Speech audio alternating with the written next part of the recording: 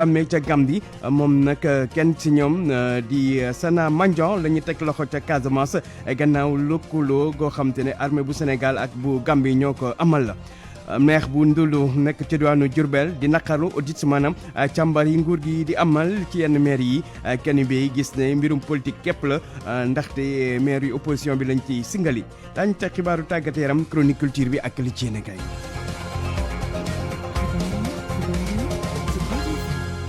El Hadj Ndiogou Diène Abdou Thiam moo nekk ci machine bi mbokki ñu leen di nuyu di rafetlu bu baax a baax seen ànd ak rajo Futurs Médias xibaar di ko bëccëg gi dañ koy door ak boom gi ñu boomoon ay tirailleurs sénégalais ca Thiaroye te nag la def juróom-ñett fukkat ak benn moo amee woon nag ci 1er décembre 1944 xew-xew bi mandargaal mbir moomu di xew-xew boobu daañu ko amal ci kanam tuuti ci teewaayu njiitu réew mi président Bassirou Diomaye Faye mu nar a dem nag ca cimetière militaire bu Thiaroye teg fay fleur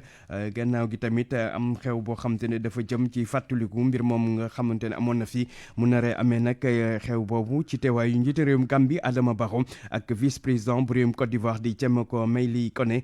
ci laata loolu nag commission bi nga xamante ne moom muy dénk ci muy liggéey ci mbir moom nag am na ay mbir yoo xamante ne siwal ne ko ci wàllum archéologie nee neen nag ñi ñu faat am na ni leen faate wute na te ñenn si ñoom sax am nañ fu leen denc am na ñoom naanam bàmmeel leeral ak Ibrahima Diame. bu ñu sukkandikoo ci résultat yu njëkk yi nga xamante ne fuy archéologique bu commission archéologie bu massacre bu Thiaroye wone na ko Thiaroye massacre bu Thiaroye am na bu baax a baax lii di ay sépulture ci loo bi nga xamante ne moom la ñu fuyee loolee itam wone na ne lii di kon bàmmeel yi ak sépulture yi bokkuñu jamono bàmmeel yi après lañ ko def beneen fee bi nga xamante ne itam fuy yi daal dinañ koy wone moo di ne squelette yi nekkuñu ci biir bàmmeel yi le plus souvent ci biti lañ koy gis yenn saay bopp bi fi mu féete du ànd ak ni ñu tabaxee stèle bi ñetteeli élément bi nga xamante ne am na solo lool ci fuy yi moo di ne gis nañ ay preuve yi matériel yu wone ne cimetière Thiaroye anam yu wuute lañ doon robee soldat yooyee loone nag li mu wone moo di ne niñ doon massacrer soldat yi wuute na. Ibrahima Diame des saxalu soxal mi réewum Gambie ak ki nga xamante ni mooy Sana Mandiang moom nag bokkoon ci ñi nga xamante ni dana nekkoon ci Yaya Jammeh ñu nekk ci l'armée bi di def yenn mbir yi ñoom nag ñi daal di tooy jëngalees kenn si ñoom di Sana Mandiang moom nag la ñu jàpp fii ci Sénégal ca Casamance gannaaw opération boo xamante ne armée bu Sénégal ak armée bu Gambie ñoo ci lëkkaloo woon loolu nag ministère information bu réewum Gambie moo ko siiwal Sana Mandiang ñu doon ko toppee jalgati ci wàllum àq ak yelleefu doomu aadama ci jamonoy président Yaya Jammeh. United Academy ñoom nag am enquête boo xam dafa wane ne ay kayitu juddoog ay kayitu mariage ak yooyu daf ko doon jalgati ñu jàpp ci ay nit bokk na ci nag benn ancien footballeur di Cheikh Mbeng ñoom sax ña nga ñu jàpp te jamono ji ca sûreté urbaine gannaaw nag ay pièces état civil yoo xam te ne dañ kon yu baaxul yu ñu doon defar foofa ca réewum ca kon dëkk bi di Marsassouma wax ci càmbar yi nga xam te ne ministère collectivité territoriale mi ngi koy amal ci yenn maire yi ci loolu nag maire bu Ndoulo nekk ca diwaanu Diourbel moom di koy ñaawlu gis na nag mbir yi wàllum politique képp moo ko lala moom mu wax ne ndaxte waa opposition bi rek lañ ci singale dañ koy déglu moom maire bu Ndoulo Kani Bey ci micro Papa Bale gi. képp koo xamante ne da nga yor service public muy ministre muy maire muy président conseil départemental et cetera képp ku jiite yoon war na ñu contrôler la loolu moom man damay sawar am mbégte sax ñu ñëw contrôler ma xool li ma def ndax man li ma def xam naa ne lépp lu may def sama yëfi bopp sax su ma koy def ci yoon laa koy teg man awma lu may tiit awma lu may ragal mais li nga xamante ne moo normalut mooy xam nga ca ginnaaw annoncé na ne dana am fukki maire yi ak ay conseil départemental ak juróom-benn yoo xam ne dana leen contrôler mais leeral askanu Sénégal ne contrôler yooyu ñuy wax amul benn maire boo xam ne Pastef nga nekk ñu contrôler amul benn maire boo xamante ne dangaa doon allié Pastef ñu contrôler ñi ni contrôler mooy maire yi nekk ci opposition bi kenn rek moo jógee fee nekkam yambar mu nekk ci ñoom ñëw ne voilà maire sangam day def nangam sans ñu am ci benn preuve avec même des dénonciations calomnieuses et diffamation wax ne rek ñëw boole leen comme ñoo bokki kook ñu ne wala na dem contrôler ko mais loolu tegul ci yoon état bu respecté les normes yoonu démocratie respecter bonne gouvernance ak état de droit lépp lu muy def da koy yemale ci ñëpp ba nu amee collectivité territoriale ci Sénégal ba tey 1972 la musul am ministre boo xam ne da ngaa yore collectivité locale di seet ay maire yooyu contrôler ak maire yooyu contrôler ko bokk ci yow doo ko contrôler ko bokkul ci yow nga contrôler ko loolu ay faux problème la dañuy politique mais nañu liggéey te bàyyi wax ji ak règlement de compte yi. mu nekkoon Kani Bey di maire bu Ndulo di dëkk bu nekk ca diwaanu Diourbel foofu ca Ndulo Ndindi ak Ndangalma 8h tegal na juróomi minutes. pour man RFM mooy rajo di gaaw ci xibaar yu wóor. RFM xibaar yu wóor te wóor. wax ci leneen jëm ci campagne yu njaayum gerte bi ren nag njëg li comme ni woon daaw juróom benn fukk yu tegal dërëm la di dogal boo xam te ne nag kuréel gi ëmb ay béykat di union du monde rural ñoom nag rafetlu wuñ ko lool li ñu yaakaaroon mooy ak yokk dina am ci njëg li ren ci teewul nag ki nga xam te ne mooy njiit li di sàkku ñu may béykat yi ñu mën a gerte gi ñu ngi koy mën a exporter maanaam di koy jaay waa bitim réew ak di koy yóbbu bitim réew léegi ñu koy déglu moom njiitu union du monde rural Modou Diouf. mbetteel bu mag la béykat yi am ginnaaw bu ñu jëndee aw jiwu cher l'engrais waaye tamit daj ci ay coono yu méttee métti ñu dégg ne état wu Sénégal fi nga xamante ni foofu la bàyyi woon kilo gerte gi daaw moom la nar a jëndewaat muy juróom benn fukk ak benn ñuy fàttali ne en 2022 ak Macky Sall bi mu jëloon ndogal ne kilo gerte boobu ab dërëm la ciy teg union du monde rural daf ko naqarlu woon daf ko ñaawlu woon ba tax sax ñu lancé woon campagne bala du béy baabun di dunde lii nag daf ñuy yóbbu rek ci xalaat ci ne maanaam ëllëgu béykat ci mim réew lan la war a doon te régime bu bees bii nag ñëpp dañu maase woon ne jafe-jafey béykat won nañu gannaaw waaye hélas ci situation bii dañu war a ubbi frontières yi nag loolu mënatul a ñàkk ngir béykat yi mën a dund waaye tamit li nga xamante ni moom la ñuy wax période de soudure bi nga xamante ni mu ngi yoot béykat yi ak sàmmkat yi ci biir àll bi ñu mën ko dëkku te état bi aussi xam ne li nga xamante ni moom la ñuy wax devoir d'assistance mu ngi ko ciy xaar. mu nekkoon Modou Diouf jiite union du monde rural wax ci wàllum wér-gu-yaram ak novembre bleu di weer bi ñu jagleel xeex cancer ci góor ñi ñu tëj ko démb fanweeri fan ci weeru novembre fii ci Sénégal nag at mu nekk lu toll ci junni góor daañu amee cancer prostate paj mi nag nguur gi mi ngi ci defal njàppale di wàññi garab yi bu ñu sukkandikoo ci directeur bu CNPNA moom docteur Seydou Diallo doon bokk démb ci dox bu doon amal ngir ñaax nit ñi ci wàllum prostate ñu dëgg lay kàddoom moom docteur Sidi Diallo. feebar la boo xamante ni nit ñi duñ ci wax surtout góor ñi ndaxte day fekk soo amee ñeent fukki at ak juróom lu ci ëpp la lay dal te gis nañu Sénégal chaque année ñi ngi saytu junni doomu aadama surtout góor ñi da leen di dal donc ñu def marche bi pour wane sénégalais feebar bi mi ngi lor askan wi parce que ñun ñii nekk ci wàllum paj mi wàllum garab yi dañu gis ne traitement bi cher na cheraay boo xamante ni su la dalee mën na la ruiner ak suñu politique de santé publique fexe nañu ba garab yooyu wàññi nañ njëg ñi maintenant nag li des mooy conscientiser parce que feebar yoo xamante ni mën nga ko fagaru mooy à partir de 45 ans ngay dem dépisté wu ñuy doser lu ñu naan PSA c'est un antigène de la prostate bu ñuy saytu xool ko am na teneur yi muy am su yokkee rek nañ xam ne cancer mi ngi lay yor donc de ce fait ñuy ñaax góor ñi ñu fagaru ci loolu dem di saytu seen yaram ci yenn at yi te loolu ama am solo la parce que dañ ne fagaru moo gën faju te comme que faj mi dafa xaw a cher soo fagaroo parce que dépistage yi motul ça 20 000 francs mais soo waroo faju nga war a fay ay 400 000 loolu noonu loraange la. mu nekkoon docteur Seydou Diallo directeur bu CNPNA di kër gi teew wàllum garab ci réew mi des ba léegi ci wàllum wér-gu-yaram tey benn fan ci weer décembre di bés bu ñu jagleel xeex jàngoro yi sida xew bi koy jëmmal daañu ko amal tey ci ngoon bu ñeenti waxtu jotee laataaloon nag tey daañu amal ak waxtaan ngir ñaax nit ñi ci ñu moytu jàngoro jooju di sida xew bi di amee kon ca CNLS Conseil national de lutte contre le sida ca Kolda la ñuy dem wax ci wàllum karange xale yi nga xam te ne ñaar ba ñett ñooy bokk yegg ci benn moto te loolu wóorul ñenn ñi def auto-stop naka noonu tam ak seen i goûter yi ni yóbbu école dafay fees del ak ñam yoo xam day am suukar loolu yëpp mën na nekk ay loraange ci ñoom gune yi leeral Abdoulaye Diallo. ci wàllu aar tout tànk yi ci seeni ñam yi ñu leen di jox bés bu ne saa bi ñuy dem jàngi moo tiital ñenn ci askan wi yooyu ñam doon lu gën koo bare ay ñam yu bari suukar ñu jàpp ne dañoo dëppoowul ak wérgu yaram askan wi rawatina bu ci tout tànk yi te mu doon lu jaaxal lool waajur gone yi Aliou Cissé secrétaire général IEF bu Kolda ca yooyu waajur gone la bokk. njort nañ ne lekkum suukar am na lu mu mën a gàllankoor ci nit muy xale muy mag te ñun suñu xale yi gis nañ ne saa yi ñuy dem école dañuy yóbbaale lu bëri loo xam ne ni saf na lool sa suukar loolu nag xale bu koy lekk bés bu ne mu ciy dëkk mu ciy sax jàpp nañ ne encore une fois comme mën na am lu mu koy gàllankoor ci wàllu wér gu yaram. moo ngi ñaax askan wi ndax ñu bay xel bu baax a baax ci ñamu xale yi ak seeni kaaraange ci yoonu école bi. moo tax ñu ne parents yi nañu xool lu ñu leen di jox lu ñuy mën a yóbbu école te di gàllankoor seen wér gu yaram toujours ci protection de l'enfance mooy déplacement xale yi buy jóge kër ga dem école wala jóge école ñëw kër ga waaye léeg-léeg dinañ gis ñaari ñetti xale ñoo xam boole leen ci benn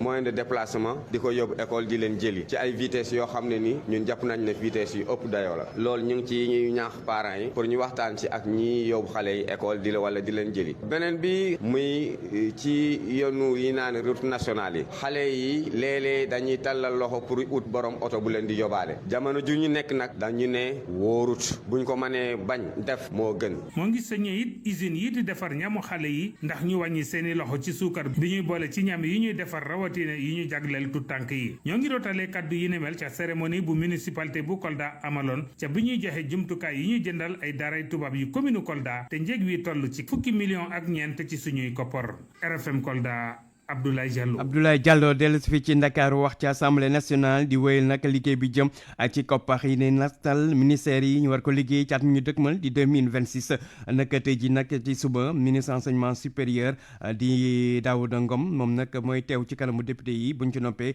ci ngoon gi naataangoom biñ dénk wàllu transport di Yankhoba Diémé moo fay teew. wax ci wàllum aada ak cosaan ak festival Ecofest ñuy jagleel ko rek réew yi bokk ci CEDEAO tàmbali nañ ko dem fii ci Ndakaaru ubbite gi amoon ci njiitalu premier ministre Ousmane Sonko ay kàddoom lañ ci déglu.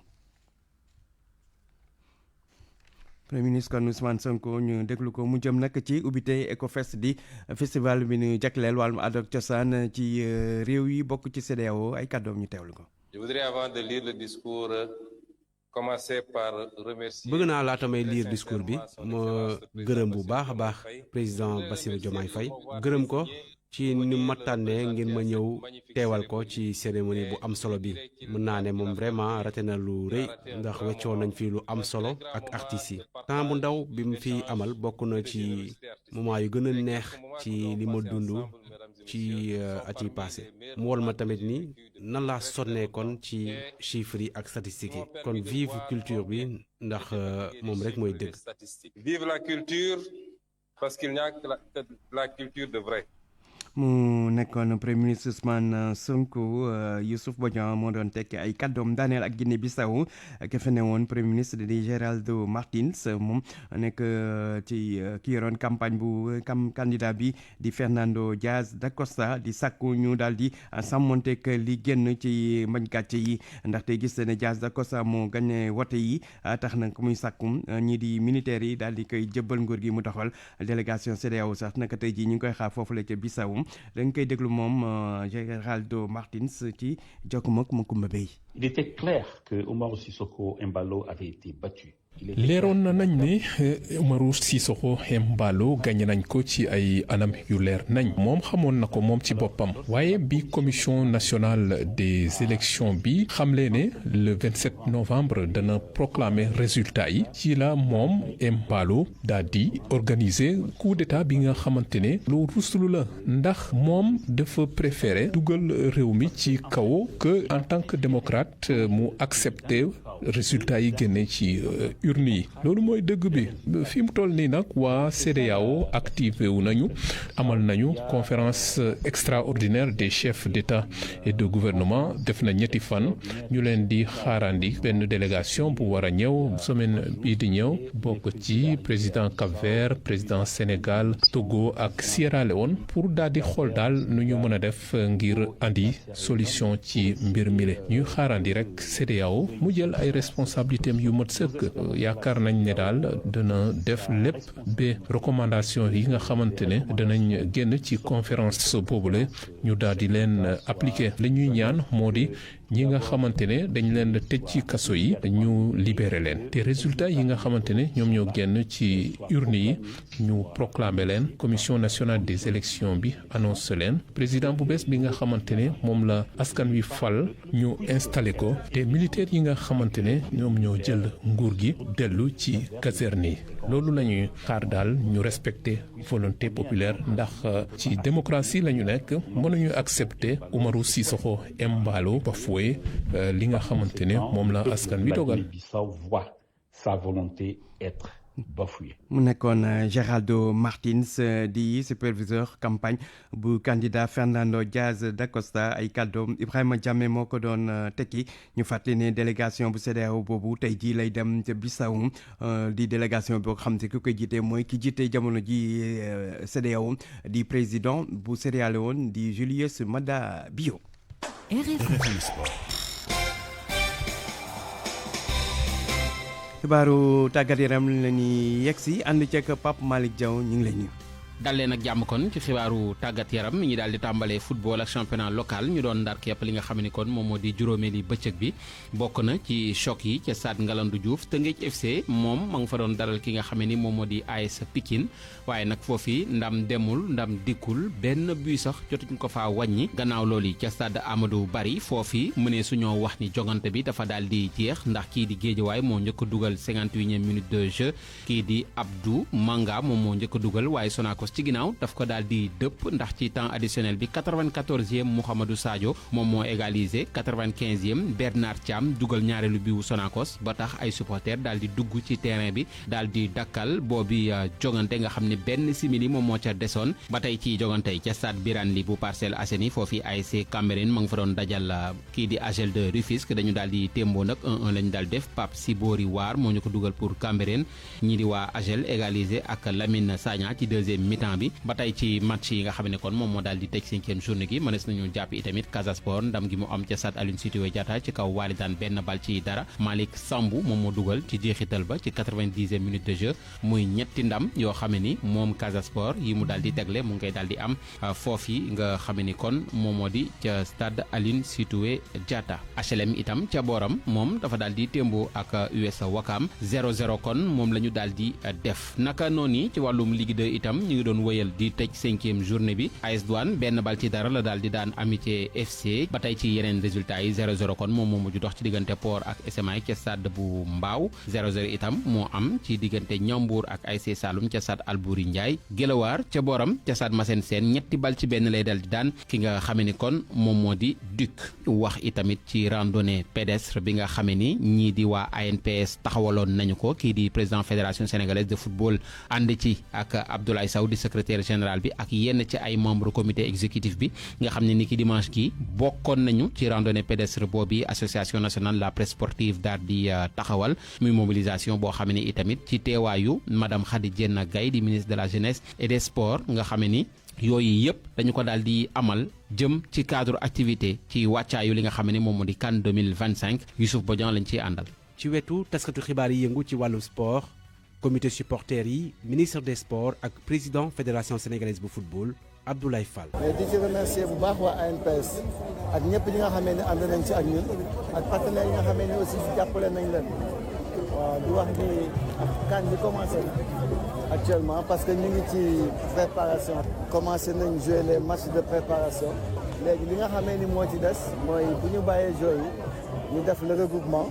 ensuite ñëw seet si son excellence le chef de l'État mu jox ñu drapeau bi ñu mën a dem somb compétition. association nationale de la presse sportive jaaree ci randonnée bi di dajale ñëpp ci ginnaaw gaynde yi ngir ñu jàppale leen ñu jëli seen ñaareelu étoile Abdoulaye Thiam mooy président bu ANPS. randonnée presse bi ñu organisé d'abord ñaari objectif la amoon benn bi wan nit ñi que ne ANPS nekkul fii football rek ak basket dañuy war a aussi liggéey ak ñi nga xam ne randonnée presse. deuxièmement aussi suñu équipe mu ngi jëmmal dem Coupe d'Afrique. baax na aussi journalistes yi aussi ñu joxe seen contribution tey gis nga fii 12e gaynde mu ngi fii lébu gi yaa ngi fii Ale Casa a ngi fii ministre des sports ci boppam moom moo déplacé wu ñëw le président de la fédération journalistes sportifs yi fi nekk yëpp ñii jóge nañ ba Saint-Louis ñii jóge nañ ba Mbour plus les clubs de randonnée li ñuy ñaan yàlla rek mooy au soir du 18 janvier 2026 incha allahu rabbi Sénégal gagné 2e titre. ci yoonu Maroc gaynde yi dina ñëw ci Ndakaaru ngir jël si drapeau national le 12 décembre ci ginnaaw sa ñu amal match xaritoo ca stade Abdoulaye Wade su noppee dem Tunisie ngir wéyal seen préparation. bu loolu weesoo ñu wax ci yenn résultat ci wàllum Europe njaqare gi ma nga am ci diggante Crystal Palace ak Manchester United moo fekk Crystal Palace daan ko 2-1 waaye ki nga xam ne moom moo di Ismaïla Sarr ba ñu doxalee ñeenti simili dafa daal di gaañu waaye ca 37e minute de jeu ca lay daal di génn ki nga xam ne nag moom moo di staff médical bi xamle nañ ni cheville am dafa daal di neewi bu baax a baax ba tax xel dina dem ci participation ci Coupe d'Afrique ba ñu jëm tàggat yaram li ñu koy daal di jeexalee moo di ak lamb nga xam ne ni ki dimanche gi ca arène nationale combat bu mag amoon na fa ci diggante Prince ak Mor Kankang ki nga xam ne moom moo di Prince nag moo daal di am ndam ci kaw Mor Kankang ci lu ni mel kon la ñuy daal di jeexal xibaaru tàggat yaram jaajëfal leen bu baax a baax ci ànd gi ci rajo Futur Média. ñu lay jaajëfal yow tamit Pape Malick Diaw. RFM rajo askan wi. wàllum aada ak cosaan chronique culture bi dañ ci ànd ak Salamata Ousmane Diallo. maa ngi leen di nuyu mbokk yi ginnaaw discours yu njëkk yi jugee ci ñi nga xam ne ñoo teewal réewum CEDEAO ak UEMOA mi nga xam ne ñoom ñoo daal di sumb xew-xew bi nga xam ne ñu ngi ko doon togg te lu toll ci fanweeri at ak juróom-ñett ci lañ ci daal di toftal première partie yi ñu jagleel animation yi ñu daal di koy door rek ndaw rabbin daal di ciy rax ay sonorité casamançaise. Papa Sofia sunya papa o panu sabari Papa Sofia sunya papa o panu sabari Sidiki Diabaté daal di ànd ak kooraawam bi moom artiste bi di lancer ak message u jàmm jëmale ko ci nguur yi. Je me permets aujourd'hui de vous parler de la paix en Afrique, au Mali et au Sénégal. Chers membres du gouvernement, en tant que griot, Monsieur le Premier ministre, on veut la paix. On veut la paix. On veut la paix.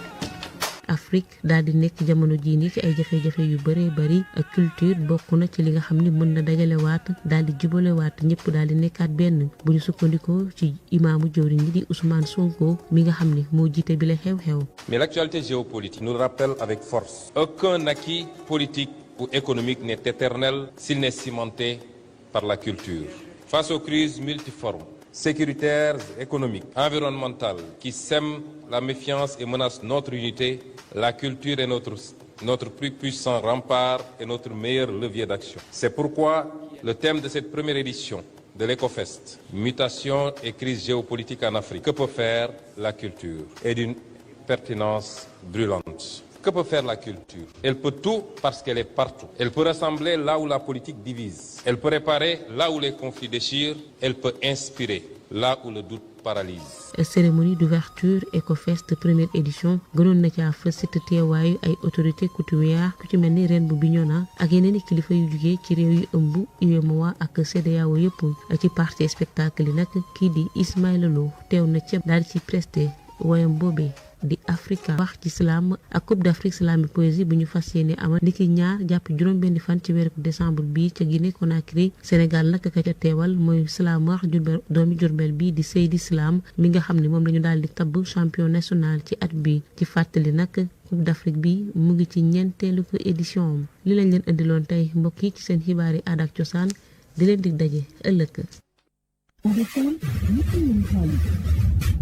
DSL bi teewal marque yi mag yi di Inco ak Dekakila ak La Falaise di saabu bi ñuy wax savon de Marseille ñoo leen ni may di ci yéenekaay yi. li ci yéenekaay dañ ci ànd ak Mamadou Mouhamed Ndiaye. jërë ngeen jëf bateau bu def fanweeri junni tonni carburant mooy bëgg a suux ci géejug Sénégal gi L'Observateur moo xëy joxe xibaar bi ci xëtamu njëkk. ubbil yéenekaay bi bateau bi Messine la tudd ab pétrolier boo xam ne journal bi nee nañu mi ngi ci géejug Sénégal gi te li ko tee suux bariwul journal bi mi ngi ñuy xamale li ci mën a tukkee ci lorange bu ñu ko seetaanee ba mu suux moo waral yéenekaay bi nee nañu ñu convoqué en urgence marine nationale bu Sénégal port autonome bu Dakar waa ANAM ak gendarmerie maritime ngir ñu seet nu ñuy régler problème bi ca pexe yee L'Observateur nee nañu bokk na ci mobiliser gi ñu mobiliser Dakar Touba Tawfekh ngir mu pomper carburant bi ba bateau bi des aw xott waaye la ci ñu rek yéenekaay bi nee nañu mooy bateau bii di Messine capacité moo ëpp fukki yoon capacité bu Dakar Touba Tawfekh gi ñu bëgg mu pompé ko Le Quotidien dañuy xibaar ne bato bi ma nga fekk baax ci réewum Turquie réewum Guinée Bissau ak coow ak ñol-ñol yi fi am fan yi bari na yéene kayu ci xëy dellu si bokk ci ñoom Vox Populi mi xëy dañuy xibaar ne Omaro Sissoko Embalo ma fa ne woon ci ñu jëlee ko fa ginnaaw ba mu jugee Guinée Bissau ñëw fii ci Sénégal jëlee waat nañu ko Sénégal moo ko njabootam yóbbu leen ci Congo Brazzaville ndax moom mii di Omaro Sissoko Embalo dafa demoon ba mel na ko xat ci réew mi li ko fi taxoon a xat Vox Populi nee nañu bokk na ci sortie bu premier ministre Ousmane Sonko keroog ci assemblée nationale ak li mu ne woon la xew ca Guinée Bissau ay combine lañu Alioune Tine ñu ci yéenekaay bi waxi Ousmane Sonko yi moo ko tiital moom Omaro Sissoko Embalo ba taxoon mu yamale toog ci réew mi ak ko kore Le Quotidien nañu Embalo sori na am réewam di Guinée Bissau sori Ndakaaru gi mu dawoon làqu si ma nga léegi ci Congo Brazzaville distance de sécurité la teg diggam ak adversaire am yi ci Guinée Bissau distance boobu la teg diggam ak autorité yu yees yi ci réewum Sénégal journal Tribune bind ne Ousmane Sonko moo fi xatal Embalo ba tax mu mujjee ca Denis Sassou Nguesso Farba Ngom ma ca loxoy yoon Alioune Tine mi ngi wax ci xët mu njëkku Tribune ne bu ñu xëy dégg na deena bu mu bett kenn ci Les Échos mu fay xam ne bu nit ñi xamoon li ñu koy defal ci boppam moom Farba Ngom ngir mu mën a nelaw tranquillement ci la ñuy xamee ne li muy dund torture la Vox Populi nañu moom Alioune Tine jiital Afrikajom Center mi ngi wéy di sàkku ñu libéré Farba Ngom ak jabari Madiambal Diagne ji di ma Binta Jaabi yi ñu téye ci kaso bi ndax nee nañu wéruñu dañoo feebar te seen wopp waruñu ko caaxaan ci jamono jooju L'Observateur mi ngi xëy di ñu xibaar mbir mu doy war mu xew ci Pikine benn waay bu ñu naan Bakary Badji amoon juróom-ñaar fukkeet ak juróom-ñaar maanaam 67 ans moo takk ab ñaareel ab aawum yëg ko tax mu tàngal ndox ba mu tàng jër mu soode ko yéenekaay bi nañu ba waaji ca la jaare ñàkk bakkanam source nañu coowal ñaareel moo andi musiba mi bi aaw bi yëgee ne jëkkër ji takkal na ko wujju tax mu soode ko famille bi dañ doon nëppal histoire bi ca l'hôpital fa la feeñ waa l'hôpital ñoo alerte police yéenekaay bi nañu ma waral ba seen ñaari doom ak seen dëkkandoo bi leen doon jàppale ñoom ñett ñëpp la ñu jàpp DSL bi teewal marque yi mag yi di Inco ak Dekakila